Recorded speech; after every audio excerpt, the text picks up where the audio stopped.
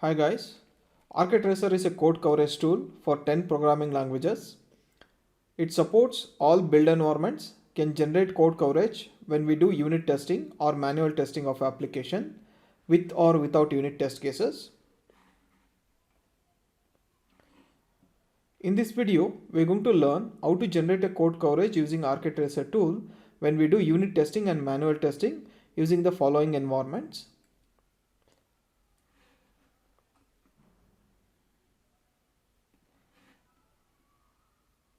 We are going to use prime example for the demonstration. So this is the prime example project. So this is the main .py file, and we have this prime function that's going to give us whether the number what we entered is a prime number or not. And this is the test cases. So we have four test cases with the boundary condition with highest number and 77 and 89. So basically there will be four times it will input the values and test it out whether it's a prime number or not. Now let's go ahead and instrument and generate the code coverage. So the first step would be to make sure that we instrument the project. In order to do that, so all we need to do is execute ArchiTracer -on, and since we are instrumenting current directory, so we are having a dot here, and py stands for instrument python files.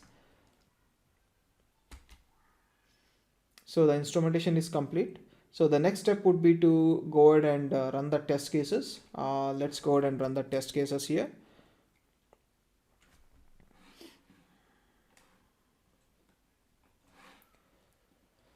So I'm just going to run the unit test cases that we have seen earlier.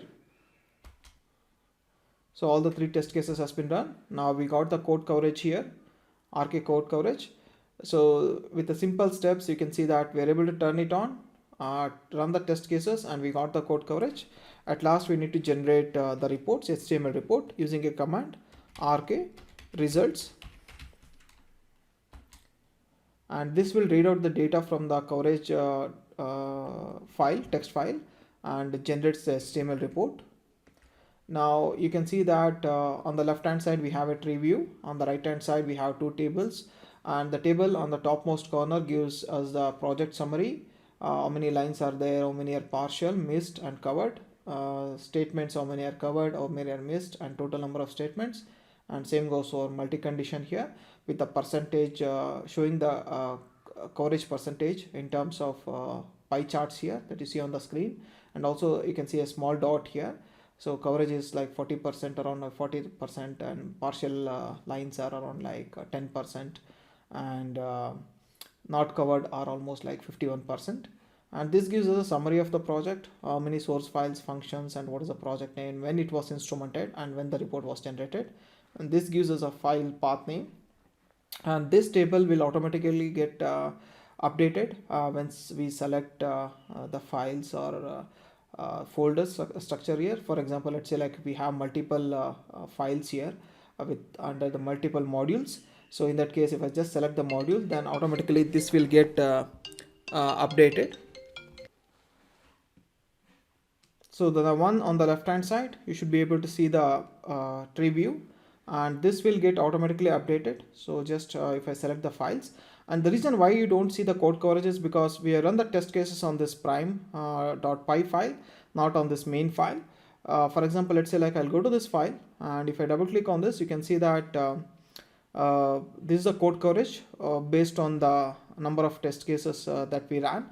And remember, we had run three test cases. For example, this is the one, okay, and you can see that this is the instrumented version of the file. I can see that we have four test cases here. So that's the reason you can see that the count is 4 here, and 4 times it has executed to true, and that's the reason this condition has been not executed. So just if you come over this line number 7, you can see that it gives us a permutation and combination to show like how the code was executed. And also if you see this, if you just hover over this, did we enter a value less than 4 0 times, and 4 times whatever the value we entered, it was more than value 4. And was it equals to 5? No. That's the reason even this condition has been executed to false. And if you go for this one, even this condition has been executed to false. So The green color indicates that lines has been covered, and the yellow color indicates the part of the code in a line or a complete line has been not executed.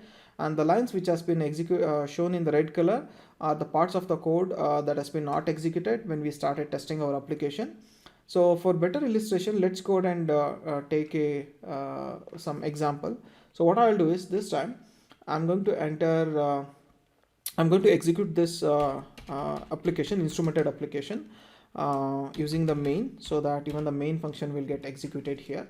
Okay, so this time what I'll do is I will just enter a value 2, and I will exit from this application. Okay, so I'm just entering a value 2, no other values. Okay, it's manual testing. So then what I'll do is let me go and regenerate the report. This time we have two options. Either I can go ahead and show this, feed these two files, the latest code coverage and the previous code coverage, and generate a combined code coverage, or I can generate only the latest code coverage here. So let me go ahead and run this command. So it's going to generate a new coverage file information. So for example, now if you go to the main, you can see that we have a code coverage here. Earlier there was no code coverage for this file. And if I go back to the same file, and if you remember, I had entered value 2 only once, and that's the reason you see that this function was executed only once. And if I just expand this, for better illustration, if you see this, if I just hover over this, and did we enter a value less than 4? Yes. How many times? One time. And that's the reason that pop-up it shows that true once and false 0. And did we enter a value 5 equals to 5?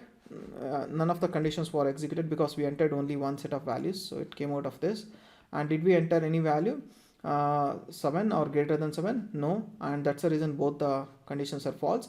And that's the reason you should be able to see, like, if the condition was executed once to true, means it will be shown in the underline color will be shown in the yellow color. If the both the conditions has been executed to false, then underlining color will show it in the red color. And if both the conditions has been covered, then underline color will be shown in the green color. So this is how we can make use of ArcTracer tool to better understand the code that was covered when we started testing. And we can make use of ArcTracer code coverage reports to improve the code coverage.